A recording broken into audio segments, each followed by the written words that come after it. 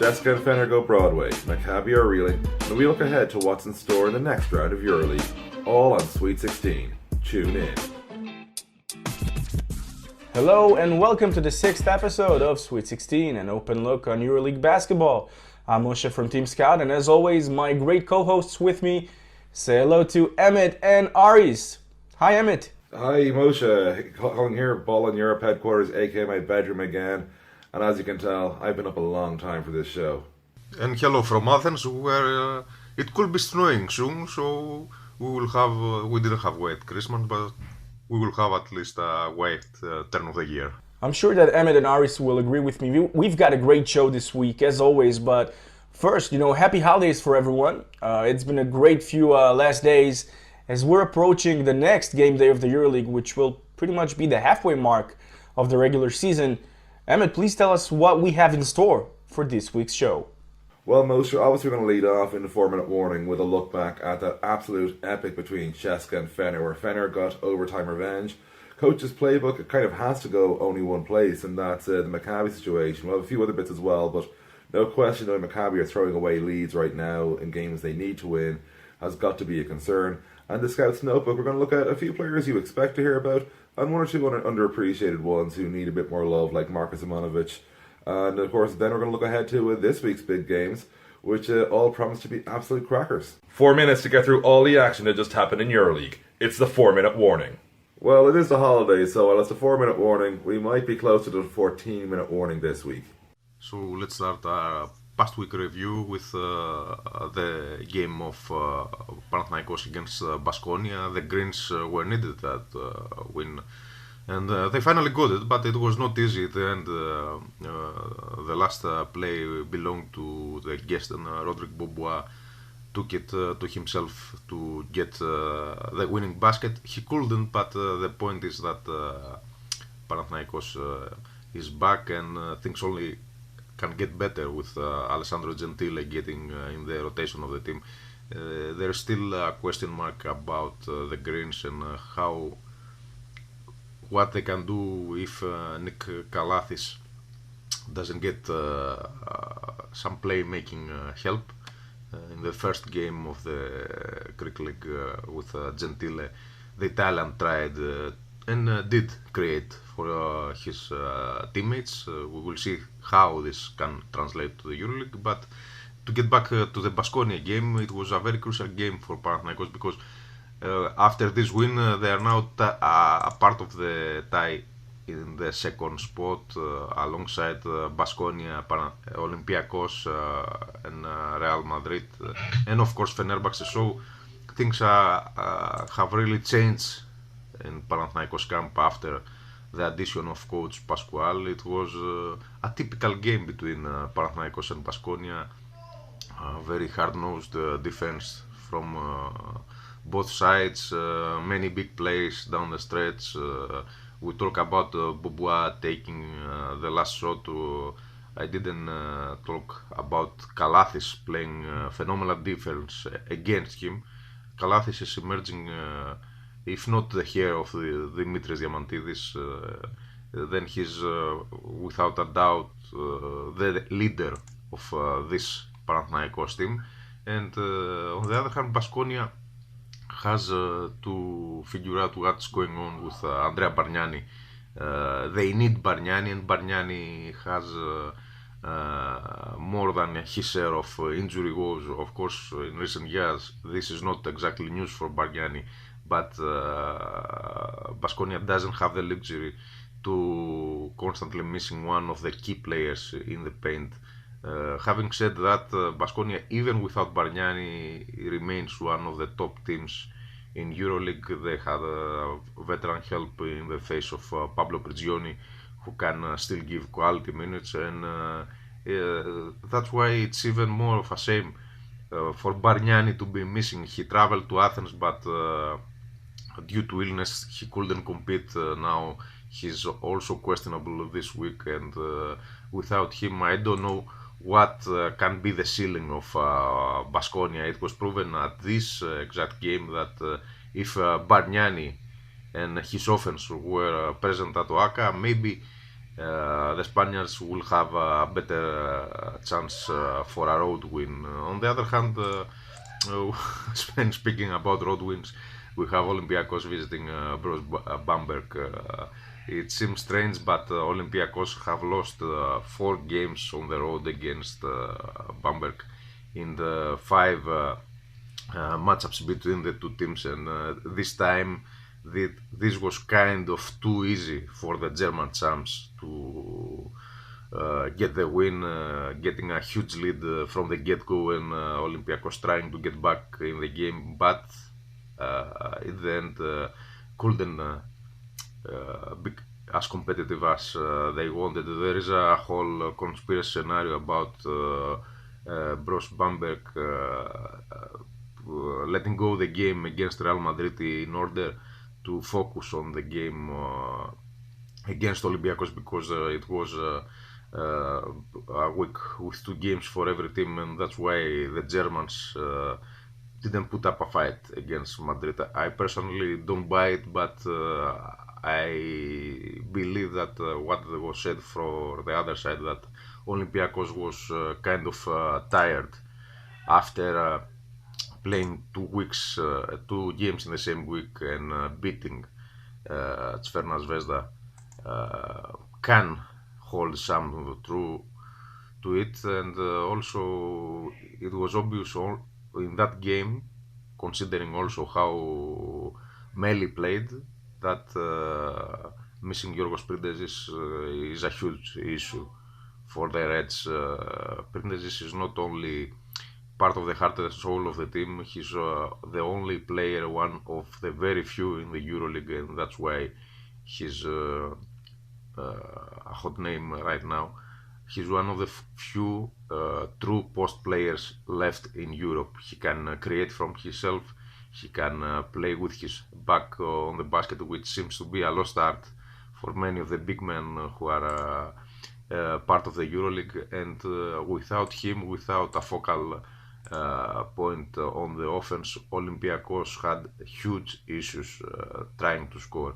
And of course, Coach Trinchieri, who is one of the brightest technicians in the league, took every possible advantage from this situation, giving to Olympiacos the outside shot, and when the outside shot was not falling, Printezis was not there to give a different offensive approach to the team. That created the context in which Bros Bamberg got with relative ease a key win for them, because let's face it, Bros Bamberg is not that bad of a team as the record suggests. They currently are trying to get back in the playoffs race, but they have lost too many games on details, too many games on the last shots, and I believe that in the second round they will not give up, and they will try their best to get to the playoffs. And the bad thing for every other EuroLeague team is that they have the tools to do it. They are able to get it done, and if they are a little bit more lucky, if they are a little bit more focused on how to close the games, I think that playoffs are a feasible goal for them. They should try and get in, and I believe that they can. One interesting side story of the game is that many believe that Olympiacos will try and get Nico Zisis from Bros Bamberg in order to replace the injured Daniel Hackett. And why wouldn't Olympiacos do that?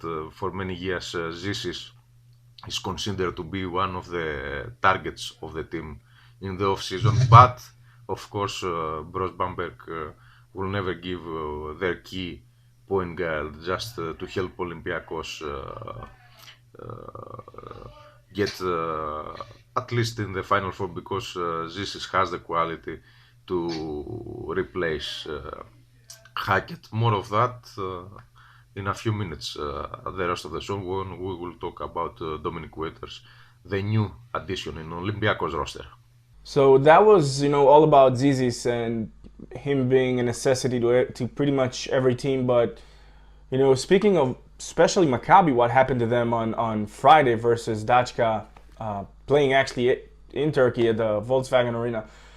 They were up again in a double-digit lead, but they've lost yet another game in what proved to be way too crucial, or maybe, Victor Rudd's three-pointer just before the buzzer sound might actually, give them some sort of encouraging spirit in case that, they will match up against them in a fight over a playoff spot. But we will discuss more, and I will elaborate more on the situation with Maccabi in our next parts of the show. I've seen the Zvezda Madrid game. I gotta admit, Zvezda are now looking like a team that might be fighting for another playoff spot, second year in a row. And it's something that I've written down on the ranking games. They had to come with some sort of a mentality to be able to be in the situation where they currently at. And seeing them, I think maybe back-to-back years in the playoff would be a huge success for them. Also, beating Real Madrid was not something to overlook, I guess. Yeah, absolutely. I think I'm the most popular man in Belgrade right now because I had Zvezda down as 15th or 16th going into this season.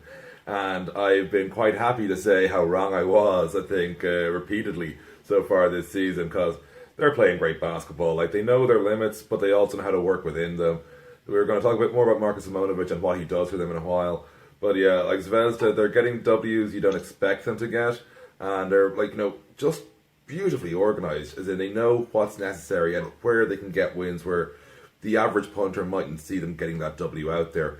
Speaking of taking a W where the average punter didn't quite see it, Fenerbahce going to CSKA Moscow there last week and getting the win, that wasn't a huge surprise, but the manner in which they did, a little bit surprising. Because CSKA got off to a really hot start, 10-point lead after one quarter. You're thinking, right, Fener aren't quite all there. They've had a rough week as it is, having lost their previous game that week.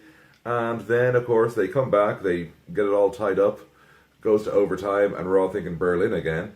And basically a bit of hero ball from Bobby Dixon and a whole lot of beef from Ekpeudo. And yeah, that was that. Fener absolutely dominated CSKA in overtime. That was actually in many respects a repeat of Berlin, only in that case, of course, it was CSKA doing the dominating. I don't see this game as being that important long term to the overall standings and all that. That's just not the case. But I think psychologically for Fener, being able to win a game like this on the road, even if CSKA were without Nando De Colo, who's obviously an extraordinary talent, last year's MVP, it's a case of just getting that W, getting that win against CSKA. I think psychologically, after a tough couple of weeks, it's got to be said for Fener, I think that's huge for them.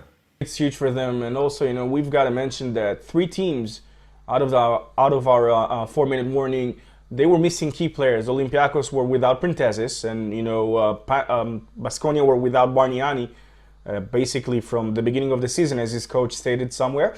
But I think maybe the lack of Nando De Colo versus Fener was also very substantial in a game that his final results suggest that it was a sweet game, at least Sweet 16. Absolutely. They went Broadway, great overtime classic. Definitely one worth a rewatch if you've got free time between now and, the start of the next round. From when you tune in to the start of the round, it's worth a look. It's just a bit of, playback. Watch the game, guys. And also, speaking about people missing, don't forget Bogdan Bogdanovic from Fenerbahce. Oh, of course. But yeah, that's pretty much our look back at the week, so you know what's next. If you had an open look, one shot, would you swish it, wish it, or go fish it? 16 teams, gonna be sweet. Sweet 16. The Coach's Playbook, where we look at the strategies that worked and that need to work in the coming weeks in EuroLeague. And naturally, the matchup from the last round we want to look at here in the Coach's Playbook, for me at least, is Obradovic and Itudis. Well, round two, I suppose, if you're counting Berlin as round one. Of course, they had a couple of meetings around that ever since and beforehand. They know each other so well over the years. But this is the one where you kind of got to see the master can still beat the apprentice when he absolutely has to. It wasn't, of course, these stakes that were in Berlin. No one's arguing that. But I think crucially for Obradovic, he did something which he hasn't done too often with Fener this season. That is, show a capacity to come back from behind. Because, as we've mentioned, Bogdanovic is still out for Fener. Their backcourt's a bit thin. You're seeing Pero Antic getting older. It basically isn't playing like the team that had the smoothness of, say, playoff era Fener last year. Obradovic, however, still finding a way to get everything together, just get the most out of the assets he has, which until Bogdanovic is back is pretty much all he can do. And right now, I think that's working out okay for them. Last week, we've mentioned that should Maccabi be up again by a double digit, so substantial margin versus their opponents, it's going to make them, it's going to bring them much closer to a W. And we couldn't have been more wrong. Basically, again, Maccabi showed that their mental toughness still needs a lot of work, giving Coach Bagatskis another possible headache, which will, it might be a positive one when we're going to discuss the Scouts Notebook with players coming back in. But, for Maccabi, it was a huge test for them. They showed, again, they have the talent, but right now, what they need to do is show, alongside with the coach, that they have the mentality to kill the game. And with Dačka, to be honest, I gotta admit, they've signed Ante Zizic. I love that signing. I think he can contribute, especially in the 5 position, which is lacking. And, we'll see how it goes in the next upcoming games. Olympiacos needed a player in order to replace injured Daniel Hackett, who is out of the season. Dominic Waters was the man for the job. Olympiacos took him from Cantu. He started the season at NSA, but he was cut in the medical exams. As it turned out, this was not the issue because he ended the season with Aris and an injury, a knee injury, but the doctors that did the exams at NSA probably didn't do quite the job that was needed. Waters turned out to be a steal for Cantu. He was averaging 14 points and 7.5 assists in Lega Basket. I don't know how this number will translate to EuroLeague, but considering the fact that Olympiacos was one guard short, Waters was a very different player, a completely different player that Hackett can bring them some good shooting from mid-range and also some creation that can help Vasilis Panoulis on that department. How he will adapt and how he will help the Reds, that remains to be seen on the court. And now it's time for the Scouts Notebook, where we look back at key performances during the week in EuroLeague to see who stood out and why. When Kostas Papanikolaou was added last season in Olympiacos roster, it was obvious that that was a move also for the future. He's one of the top Greek players, and local players in every EuroLeague team can be the key in order to get you to the end. And that's also the issue for many other teams, many other non-Greek teams, especially like the Turkish one, but that's another story. Our story and our focus is Kostas Papanikolaou, who after his NBA experience seemed to be out of sync when he returned to Europe. I believe that at this point of the season, he's starting to find his real self. His energy is there, his motor is there. The problem was his offense. He was not consistent, he was not knocking down the long-range shots, and that was an issue also for him in the NBA. But especially during his years in Barcelona, he was quite a force, not only in transition, not only in the open court, where he's obviously one of the most athletic forwards around Europe, but also making the shots when it mattered. He did make some big shots also during his years of Olympiacos, but now it's the time to do it again, and hopefully for the Reds, he's back on track. The Dačka Maccabi game gave us a couple of things to look at. One was not as good, the other was very good. We're talking about the perimeter game of Maccabi Tel Aviv, whether it's on the offensive end, which is kind of solid, though we would love to see a guy like Goodalak getting more points, and that is something that Coach Bagatskis would have to figure out how to do exactly that. On the same note, with talking about perimeter lockdown, and we just had to say, good luck down for us anyway. Maccabi's defense on the perimeter end is not that good. It's another headache for Coach Bagatskis, which has now gotten at least some good news with Quincy Miller coming back to play. I know that for a fact Mike Serbs is ecstatic about it. He just loved Quincy Miller in Belgrade, and just having him back right now, for him, it's a sight for his sore eyes because he missed him. He missed him bad, and now he's getting him. Maccabi's finally getting another power forward who can do what they need him to do, and that is great for them. They built pretty much the team around him. That's what they aimed for, and now they are getting him after 5 months of absence due to injury. All the reasons to be just happy. And we're going to have a quick look this week at Marko Simonovic of Crvena Zvezda. More because he's doing, I suppose, the right thing in both ways, on the stat sheet and in terms of the on-court inspiration / veteran presence. He's putting the numbers up there, had a great night, of course, there against Real Madrid. But you come to expect him to have good nights. Just look at his numbers, put up 20 points, got a couple of rebounds, couple of assists, couple of steals. That's kind of a Marko Simonovic night right now. Zvezda trust him to make a lot of scores, either directly by actually just putting up points or finding ways to get guys involved. And essentially, he's like, the old man on the team, but not playing old man basketball, and that's kind of what they need. He's still playing like a reasonably young guy because, he's 30, he is a reasonably young guy. But relative to the rest of the starting lineup, he's the veteran, he's meant to be the organising presence. And so he's delivering what you expect from an athlete of his caliber at his age on the stat sheet, and that's what they really do need him to do to stay relevant. But he's also adding that element of leadership, veteran presence, all those, I hate intangibles because there isn't anything that's truly intangible, but all those parts that are harder to measure with the naked eye. And it's, pretty much down to just him being smart. He knows what's necessary for Zvezda to win. He knows he's got to be a slightly different player for that to happen, but not so much that it affects his, pure game. So he's finding really good balance in what he does.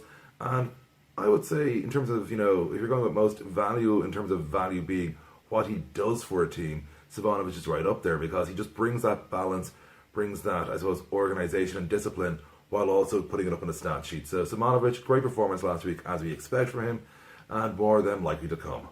If you had to overlook one shot, would you swish it, wish it, or go fish it? And of course, we've got some really big games in the games of the week here. And Aris, let's start off with your thoughts on Olympiacos hosting a little team called Fenerbahce. Fenerbahce is visiting Olympiacos. This means that Zeljko Obradovic is going to be back to Piraeus where he's not going to get a lot of love. But Pero Antic and Kostas Lukas will be honored by the Reds because of their parts in the back-to-back EuroLeague winning Olympiacos team. That may get the spirits high in the stands and also help Fenerbahce avoid some of the booing, at least early on. But this is gonna be probably the most important showdown of this week. Why I'm saying that? Because the winner will stay in the second place and the losing team will take a step back. Considering how close are the teams in the EuroLeague and how difficult is going to be the race, not only for the playoffs but also for the home court advantage. If Fenerbahce manage to get the road win, then they will have made a huge step for getting to the top four. And of course, that probably is the overall big game of the week. But Moshe, I suppose, what else have we got down here as the games people should really be watching? Well, my game of the week would be the Baskonia Maccabi game, simply for what it symbolizes most. I think it could be a fresh beginning, or it could be a crash and burn for Maccabi, which would be probably catastrophic for the rest of the season. Right now, they are struggling. They know it. Everyone knows it. But Baskonia has shown some aspects that might be lacking for them. They are coming off a loss to Gran Canaria, which happened not that long ago, and in game where Adam Hanga may be their best defensive stopper, and I think maybe a candidate for the DPOY in the EuroLeague. Maybe he could be the defensive player of the year. He's coming off a 30-minute game. They had a long flight afterwards back to Baskonia, and it's a riddle for me, to understand what are we expecting from this game. For me, as always, Adam Hanga ability on the defensive end would be would be very important for them. But I do think that, you know, this game could actually go either way, even though that Baskonia's crowd is going to be there, you know, all up close and personal within Maccabi's faces, and for 40 minutes or more. This game would have ramifications to the rest of the season, I think, for both teams. Baskonia getting their shot of, you know, putting themselves in a position to get the home court advantage, and Maccabi simply, you know, giving them another day to fight for a comeback. And I think that, you know, other games are pretty obvious for me. I would go with, well, for me, I think Žalgiris will beat Milan. I think Madrid will beat Efes, Anadolu Efes. I'm going with Easy Ceska over Crvena Zvezda. I would like to hear your thoughts on the game of Barcelona and Darussafaka. Absolutely. Like, well, Dachka, we don't really know who they are still, because just when you think they're, you know, world conquerors, they go and drop some pretty bad losses. Just when you think they're maybe not so great, they go and get some huge wins, including ones he covered earlier this show, in fact, and of course last week's episode, because they're sort of this strange team of, well, I suppose, runs especially. And so what David Bott's doing with them, we're still not entirely sure where they're going, what it's going to be. And this is an ideal game for them, like away to Barcelona, to really test that out, because Barca are 6-8. And while in real terms there's not a huge between 6-8 and 7-8 at the turn, for Barcelona it's massive, like, because 6-9 would be a funny record maybe to have going to the second half of the regular season, but for Barcelona it would be a terrible one as well. It would mean they have to win at least 9 games realistically, probably 10 of their subsequent 15 if they're to make the playoffs. That's a huge ask for them. Whereas right now you go, right, okay, let's see what we do here. We beat Dachka, we're 7-8. We're basically 500, or as close as you can be in an odd number situation. That situation they can live with, it's one they can take. Dachka, of course, kind of going, they could have a bit of breathing room there over the 6-8 teams, or what will be then 6-9 teams going into the turn. So a lot of sort of, you know, jostling for position and play. I'm leaning towards a home win here, but it could go either way, purely because I don't know who Dachka are really yet. Sweet 16, an open look on EuroLeague basketball. Covering 16 EuroLeague teams. Gonna be sweet. Sweet 16. Well, we had a pleasure of, you know, reading on EuroHoops one of their trademarks about 2016, 5 greatest moments. Basically, for me, it was, I think, maybe Nando becoming the first top scorer in the new EuroLeague era, winning the title. But you know what? Let's do our Final Four magic. Aris, what is your Final Four magic, and you know why? So, believe it or not, my first Final Four as a fan was back in 1994 at Piraeus when Limoges won the cup against Tony Kukoc and Benetton Treviso. Yes, it was that long. Fortunately, I was still a high school student then. In every basketball competition is a great experience, but let's get to one of the best ever Final Fours of the modern age in EuroLeague, the one in 2009 in Berlin, where Panathinaikos got the title.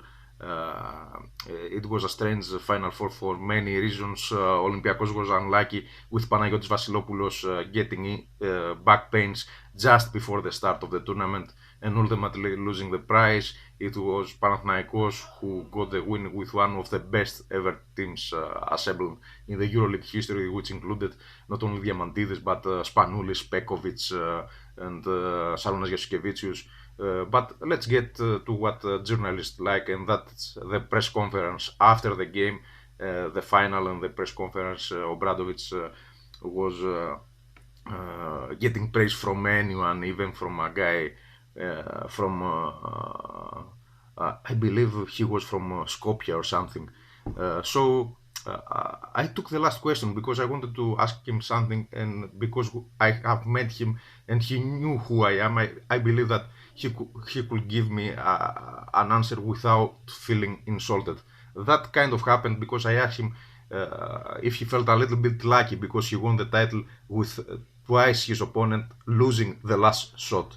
That's a casus belli for Obradovic. If you know him, you can't tell him that he's lucky, first of all because he works like a dog. He works more than every other coach in the EuroLeague, and also because that was an accusation made for him during the 90s, mainly by the Greek coaches and the Greek press, that he was just lucky. He paused a little bit he asked me. He didn't ask me anything. He said, if you consider what we have done today luck, then let's continue to be lucky. It was a great answer. he handled it pretty well. The problem was that after that he had to give an interview to the live Greek television. I feel partly responsible for his reaction on live television, and I want to use this opportunity and say to my colleagues, Mr. Karmiris and of course Rigas Dardalis, that I apologize for hitting things up with Obradovic before him going out on the court to speak live. Where are the rings? No rings in EuroLeague, just another things. Just cups. Cups, yes. Just cups. You talked about strange things some minutes before in the press conference. What do you mean?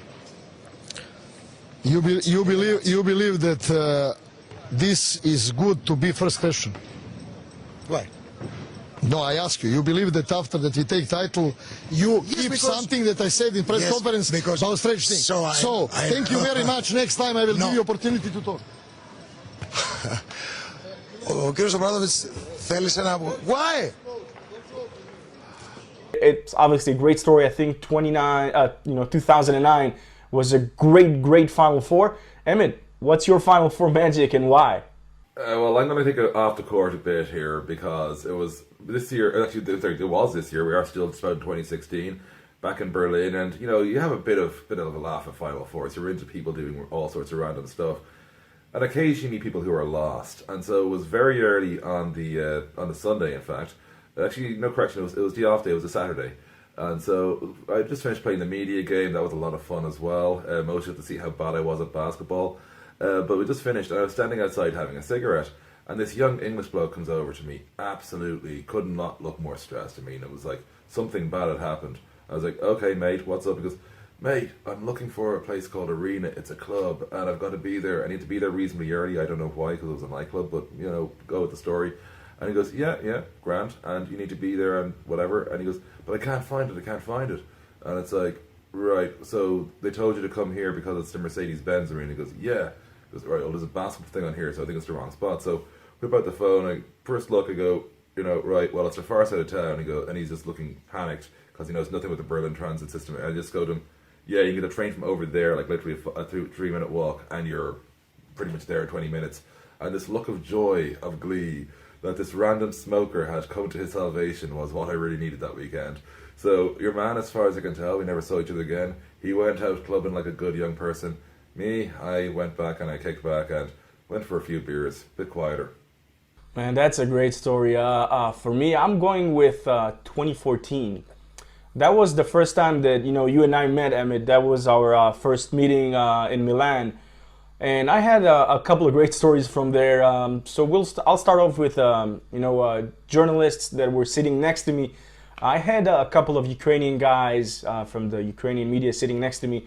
In the bleachers at the Forum Diasago, and they were cheering the entire time with, they had Maccabi's back as if they were fans. They went with Maccabi versus CSKA, but when the final game started, that's where it got a bit more interesting, because as it turned out to be, that they both were fans. They loved Rudy Fernandez, so they were in a way feeling a bit ambivalent about who they're going with. So you had to see these two great guys, going crazy on every basket Maccabi makes, and then going even crazier with every good move that Fernandez made. So for them, it was a win-win. It didn't matter who won that game. It didn't matter who shined. They got their money worth. They got what they came for. And the other story was even more off the court, but very much court related. It was just before the final game. All the media came to the hotel with all the players, and I had a nice sit down with Sean James, who was then recovering from a back surgery. Maccabi lost him just then, and we were interviewing him. So I said, listen, you are probably 40 minutes away from getting the title. There was this vibe in the air. No one could explain it, but in a way, everyone knew that Maccabi are about to do something great over there. especially for the fact they made Madrid look bad for about 85 minutes during the season. It was epic. Well, not 85, 80 minutes, because the overtime came in the finals game. So we said, yeah, well, you know, it's something that's possible that we might be 40 minutes away from a title. So I told him, so I asked him, you know, Sean, what are you going to do if you're going to win the title? So he said, well, you know, for me, if we win, the first thing I'm going to do is I'm going to go to Sofo. I'm going to lift him up as if he was one of my twin babies. And simply for that, you know, we shake him up in the air and hug him. And do I need to remind you guys, he's after back surgery. Needless to say, he did no such thing. So, Sean, yeah, I'm expecting that still. Simply for it's going to be one hell of a sight to see. So that is my Final Four story. You know, hope you enjoy them. That's our special thing for the holidays for you guys. Sweet 16, an open look on EuroLeague basketball. Covering 16 EuroLeague teams. Gonna be sweet. Sweet 16. So that was our week's show, you know, with a surprise, a touch of Final Four magic from all of us. It's Sweet 16. Wishing you guys a great week, since every day is a EuroLeague day. You know, we would sign off as usual. You can find me at I am Team Scout and MosesB1 on Twitter. Obviously, the website teamscout.net. And, you know, Aris, where can they find you on Twitter and, you know, the other social media? You can find me, of course, on EuroHoops. You can find me in my personal Twitter, Arbarkas. That's my handle. You can find me on Facebook using my name. And, of course, you can watch me on television if you are a resident of Greece, or if you are outside Greece and you are subscribers to Cosmote TV. And of course, you can find me as ever on ballineurope.com, which looks a lot prettier than my bedroom does right now, as well as at BIE_basketball on Twitter, and facebook.com/ballineurope. And I guess, Moshe, that's pretty much it for the show. Sure is, and since every day is a EuroLeague day, we would like to thank you for being with us on Sweet 16, an open look on EuroLeague basketball. And we would like to wish you again happy holidays, guys. If there is anything you would like to ask, feel free. We're available on our social media, whether it's Facebook, Twitter. Just feel free to ask. And, you know, just be with us. Follow us on iTunes, SoundCloud, and YouTube. Till next time, and the next episode of Sweet 16. Bye-bye.